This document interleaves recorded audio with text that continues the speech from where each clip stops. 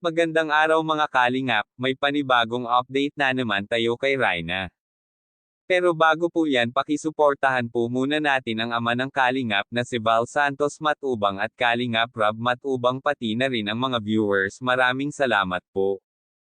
Mga kalingap, sumabak ito si Raina sa rampahan sa eskwela. Nakikita natin mga kalingap na ang laki na ng pinagbago and Raina simula nung inaalagaan ni Ate Roda. At tuwang-tuwa ito si Kuya Rab dahil nakikita na niya na may pagbabago ito si Raina pati na rin sa kanyang pag-aaral. Natuto na rin ito magsulat at bumasa kahit papaano. Lagi din siya active sa eskwela kapag may activity sila dito. Kaya mga kalingap, sumabak ito si Raina sa rampahan na kung saan ay gaganapin ng United Nations sa eskwela presenting Egypt ito.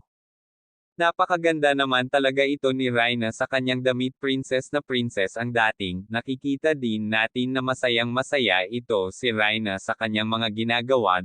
Higit sa lahat ay diretso na rin ito magsalita. Malaki talaga ang pinagbago, simulat si Ate Roda na ang nag-alaga ito sa kanya, kaya sobrang salamat kay Ate Roda dahil sa tiyaga at sipag na pag-aalaga kay Raina. Sana tuloy-tuloy na ang kanyang paggaling, kaya hanggang dito na lang po mga kalingap. Kung bago lang po kayo sa channel ko, pa-like and subscribe my channel for more updates. Thank you for watching and God bless us all.